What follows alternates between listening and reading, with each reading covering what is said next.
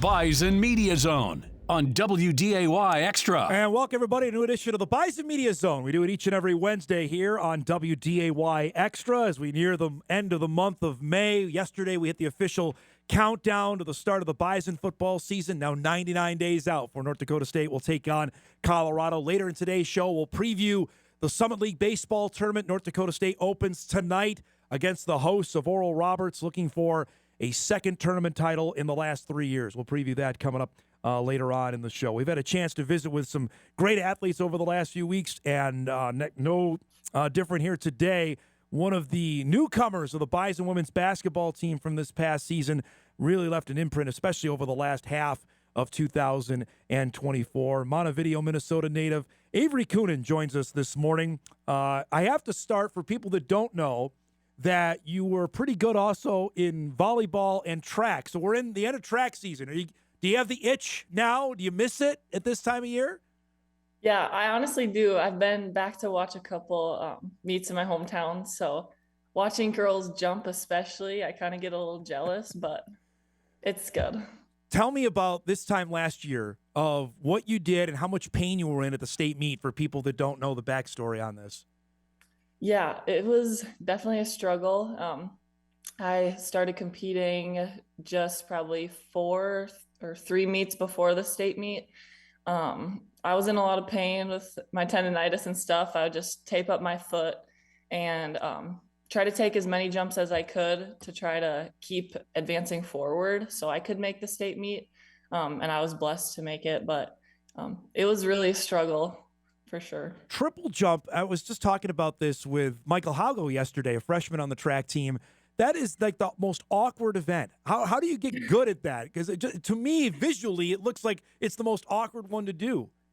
Yeah, I don't honestly know. I think it came kind of naturally for me. I think just being athletic really helps. Footwork and like volleyball and basketball also really help a lot. I also had good coaches that could help me.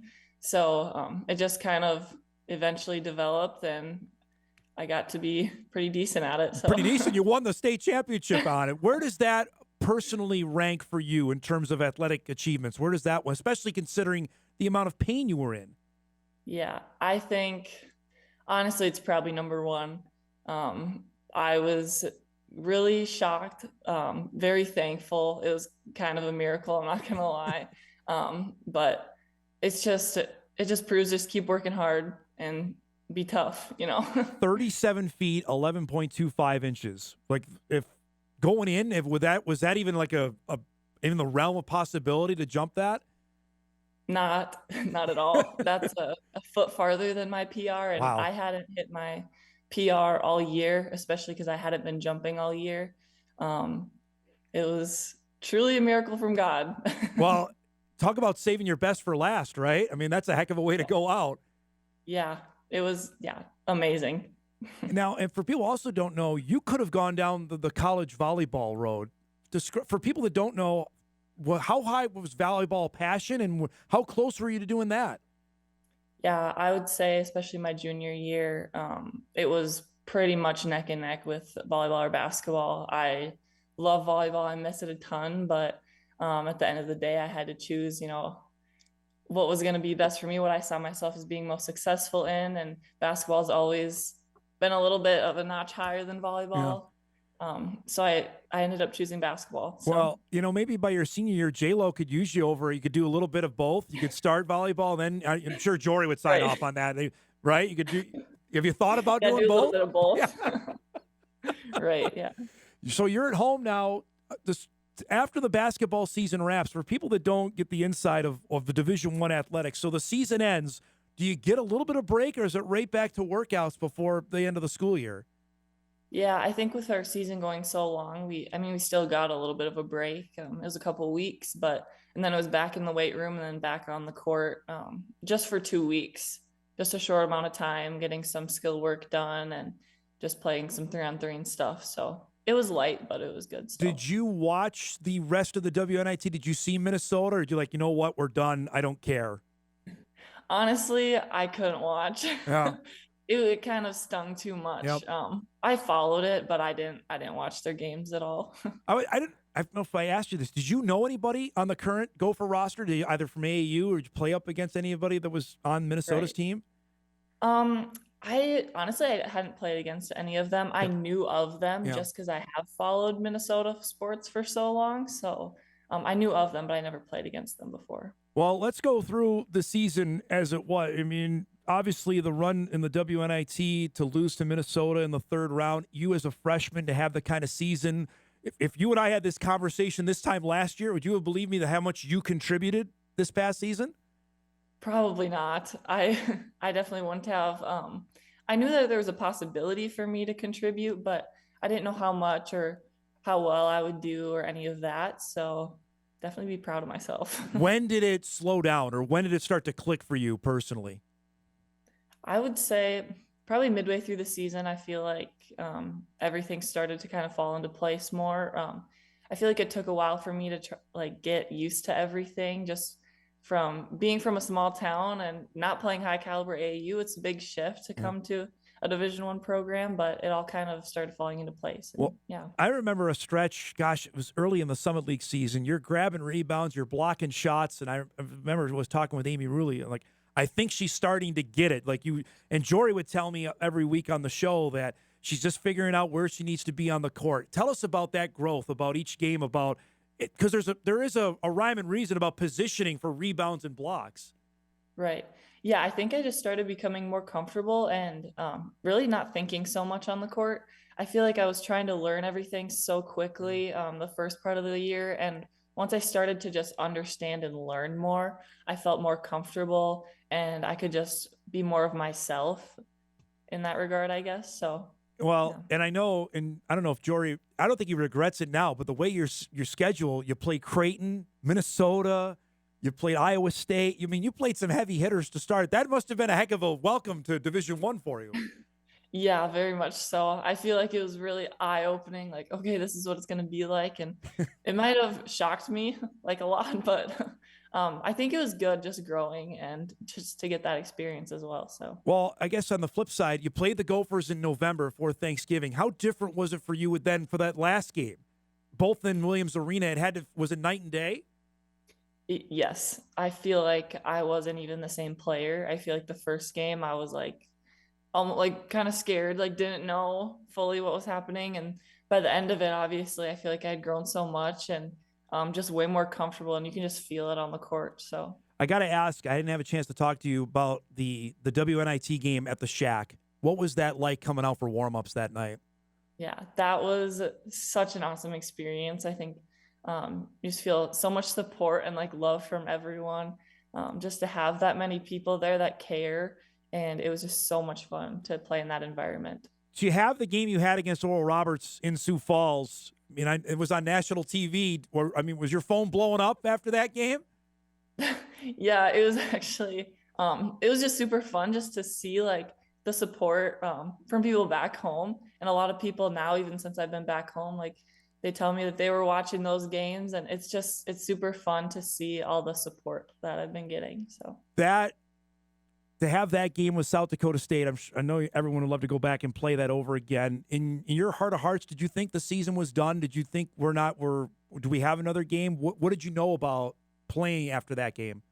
right. I wasn't too sure. I knew that it was a possibility to play in the WNIT or the other tournament that there was, but I didn't know which one it was. I didn't know for sure. So I think when you don't know 100%, like you feel like it's almost the end, just because we didn't know. So it was super sad, super heartbreaking, obviously, but we were thankful to get more games. I want to go back through. We're talking about your time in high school, the recruiting process. When did NDSU come on board, and what other schools were talking to you at that time? Yeah, oh, I gotta think back on that, but I think it was probably after my sophomore year. I started playing AAU with another program, playing at some maybe bigger tournaments, and I know Dylan was there watching me in one game, and it kind of picked up really quick after that, just with other schools.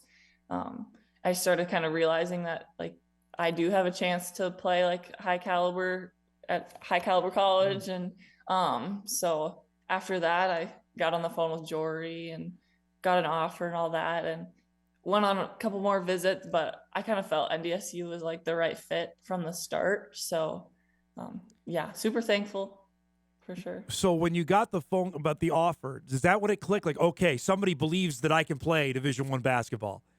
Yeah, yeah, that was my first like big offer I felt. And it definitely all clicked. It was really emotional and stuff, but I was like very shocked. And I remember because we were just visiting off air. We had you on. This is now like 3 years ago. You verbaled quote unquote early. Did you want to have it done that early in the process, or just, you know what, this is my school and I'm ready to make my decision now? Right. I feel like I just, when everyone says it, but it's true. I felt like had found the right coaching staff, found the right people that I wanted to surround myself with. And I didn't really have a timeline set, but once it's right, you want to make that decision. Yeah. And it's nice having it done out of the way as well. Well, because I was going to say, I think it was almost a year prior to you signing. So were there still schools calling even after you verbally committed? Yeah, I still got a little bit of interest. I know, just had to turn it away. I had my place. I wanted to be where I was, and kind of just tune out the rest. So now on the flip side, I got to ask, because I know you put a video out, you put a couple video outs for the Green and Gold Collective. Why has that been important for you to be a part of, and why is it important, especially with women's basketball, to have this organization around now? Yeah, I think what they do for NDSU athletics is very awesome. It's kind of all new to me, just over these past couple months, but just what they do for us and providing the opportunities that they do for us has been awesome to see, and I'm happy to be a part of it. To see the game grow, you and I talked about this during the season, and now we're seeing the WNBA pick up and everything that's going on there. Be a part of it. You've lived it, especially in girls basketball in Minnesota. Just is there a sense of pride in that, or just that, hey, I'm part of this? Like it's the game is blowing up, and I'm right in the middle of it right now.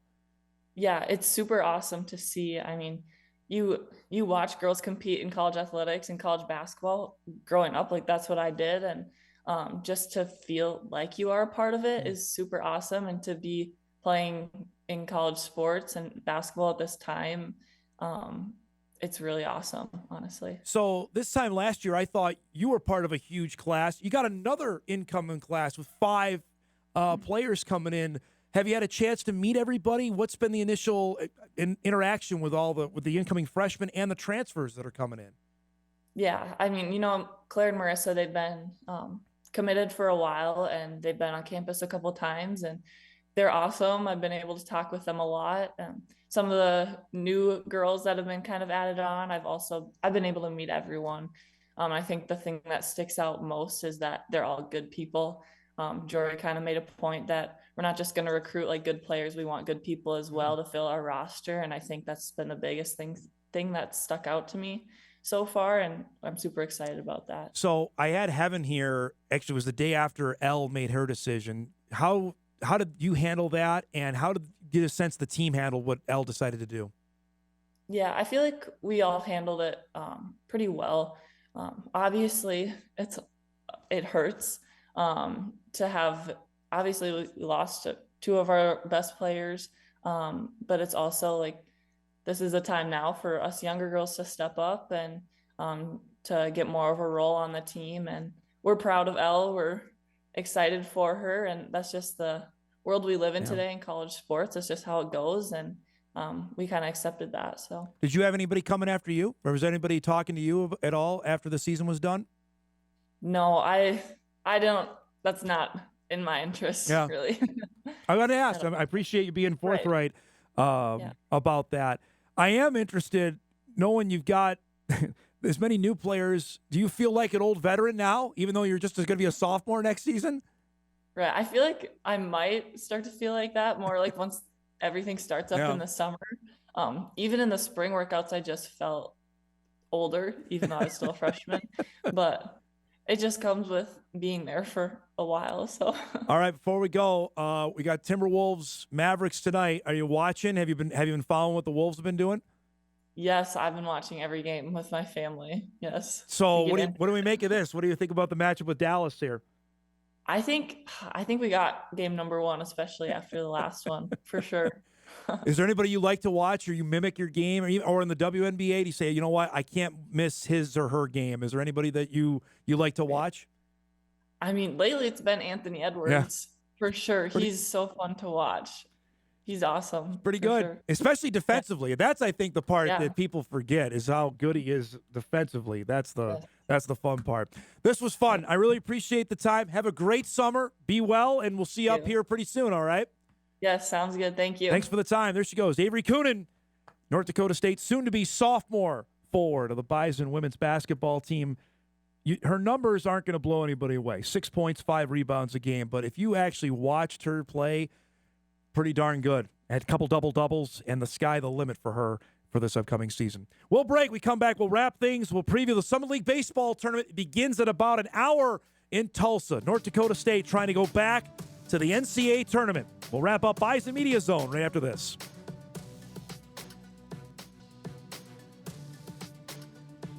Welcome back, everybody, here on the Bison Media Zone. Just a couple minutes left. This announcement from the Summit League that due to wet field conditions down in Tulsa, the opening game of the tournament between Omaha and Northern Colorado has been pushed back and will start at 2 o'clock. Does not say any time change for the Bison game with Oral Roberts, which is set for 6 o'clock tonight. This is the Summit League tournament bracket, again, to be played in Tulsa. Oral Roberts earned that by running away with the league last season. The Bears making it for the first time since joining the league 2 years ago by virtue of them winning 2 of 3 against the Bison. That got them in to the Summit League tournament, so they'll match up with Omaha. The Bison took 4 of 6 games against Oral Roberts this season. You'll remember they won a series in Tulsa back in March and then won 2 games against Oral Roberts with a couple of walk-off hits by Garrett Hill at Newman Outdoor Field. If they win tonight, they'll play tomorrow night in the winner's bracket game, and that's the driver's seat game. You get in that, all you need to win is 1 more to get into the Summit League Tournament Championship game. You lose, and then NDSU found out the hard way. They had to go the long road. You'll remember last year they played extra innings in that game with Omaha, won that game, and ran out of pitchers when they played South Dakota State in the elimination game to make it to the Summit League Tournament Championship game. The winner of this, of course, gets the automatic bid to the NCAA tournament. Just looking at the season records, how the Bison fared against the other schools. NDSU, as I mentioned, took 4 of 6 against Oral Roberts. They split right down the middle with Northern Colorado. We had 3 and 3 against the Bears. They won 2 of 3 against Omaha on the road, and then the Mavericks won 2 and tied a game because they couldn't finish it because of weather. So Omaha actually took the season series 3-2-1 against the Bison. If you're asking where's St. Thomas, I thought St. Thomas won the league. They did, but they're ineligible for the tournament because they're still going through the Division I transition. So they don't even get to host the tournament. Omaha will host the 2025 Summit League tournament by virtue of them finishing in second. We'll have complete coverage of that coming up on our news tonight and a recap of everything on Hot Mic tomorrow at 9 a.m. Our thanks to Avery Koenen for joining us on this week's edition of the Bison Media Zone. We podcast them all. You can check them out at inforum.com. Thanks so much for watching and listening. We're back with you next Wednesday at 10:30 on WDAY Extra. We'll see everybody then. Thanks so much for watching, everybody.